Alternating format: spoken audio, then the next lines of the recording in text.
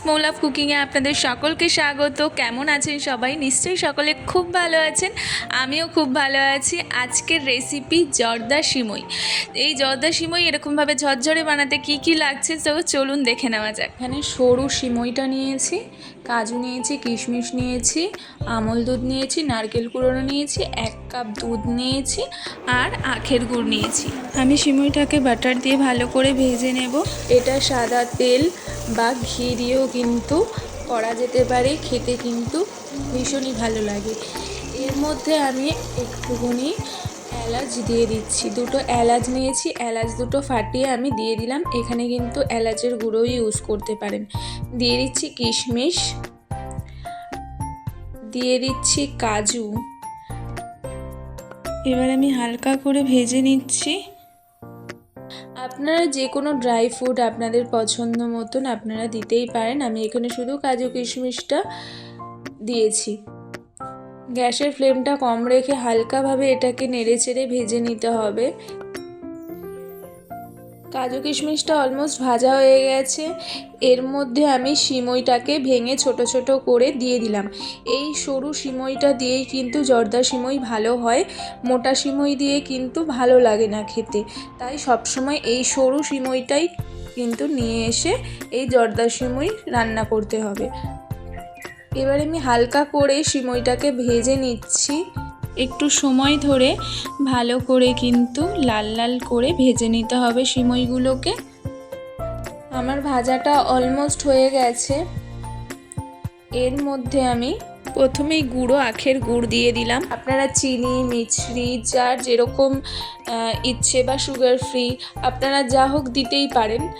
আমি চিনি অতটা প্রেফার করি না, আর আখের গুড় হেলথের জন্য খুব ভালো এবং কালারটাও খুব ভালো আসে, তাই জন্য আমি এখানে আখের গুড় ইউজ করেছি।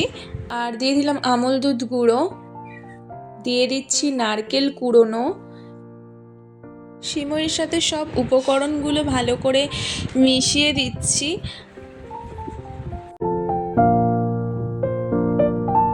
সব উপকরণ ভালোভাবে মিশিয়ে দিয়েছি। এর মধ্যে আমি 1 কাপ দুধ ইউজ করব, যাতে পুরো সিমইটা সিদ্ধ হয়ে যায় এবং সিমইটা একদম ঝরঝরে থাকে।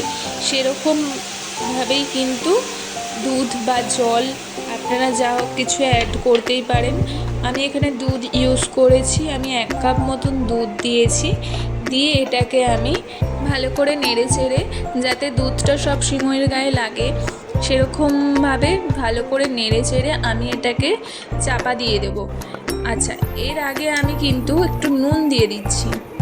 নুনটা না দিলে খেতে অতটা ভালো লাগবে না, সিমইটা এলো এলো লাগবে, ওই জন্য আমি একটু নুন অ্যাড করলাম। তারপর আমি চাপা দিয়ে দিলাম। এটা একটু ভাপে ভাপে হতে দিতে হবে। 5 মিনিট পরে আমি চাপাটা খুলে নিলাম। দেখুন কতটা সফট হয়ে গেছে সিমইটা। এরপরে আমি খেজুর দিয়ে দিলাম, একটু নেড়ে চেড়ে দিচ্ছি। অনেকটা সফট হয়ে গেছে। এই অবস্থায় কিন্তু গ্যাসের ফ্লেমটা একদমই লো রাখতে হবে। আমি একদম গ্যাসের ফ্লেমটাকে অফ করে দিলাম। এবারে আমি চাপা দিয়ে 5-7 মিনিটের জন্য রেস্টে রেখে দেব। আমি চাপাটা খুলে নিলাম। দেখুন সিমইটা একদমই সিদ্ধ হয়ে গেছে। আমি কাঁটা চামচ দিয়ে ভালো করে নেড়ে চেড়ে দলা দলা যেগুলো পাকিয়েছে সেগুলো একটু ছাড়িয়ে ছাড়িয়ে দিচ্ছি। এটা এখন একটুখানি হালকা একটু দলা দলা পাকানো আছে, যেহেতু গরম আছে। ঠান্ডা হয়ে গেলে কিন্তু একদমই ঝরঝরে হয়ে যাবে। এরকমভাবে কাঁটা চামচ দিয়ে একটু নেড়ে চেড়ে দেবেন, তাহলে কিন্তু জিনিসটা একদম ঝরঝরে থাকবে। আমার কিন্তু জর্দা সিমই একদমই রেডি। এটাকে এবারে আমি নামিয়ে নিচ্ছি। দেখুন কতটা ঝরঝরে হয়েছে, কালারটাও ভীষণ সুন্দর এসছে, আর খেতেও কিন্তু খুব সুন্দর হয়েছে। তো এরকমভাবে জর্দা সিমই বাড়িতে বানান আর খান, আর আমাকে কমেন্টে জানান আপনাদের কেমন লাগলো আমার এই জর্দা সিমই। যদি আমার রান্নাগুলি ভালো লেগে থাকে তো আমার চ্যানেলটিকে লাইক, কমেন্ট, সাবস্ক্রাইব করতে একেবারেই ভুলবেন না। এবং আপনারা আমার পাশে যারা যারা আছেন তাদেরকে অনেক অনেক ধন্যবাদ। Thank you for watching.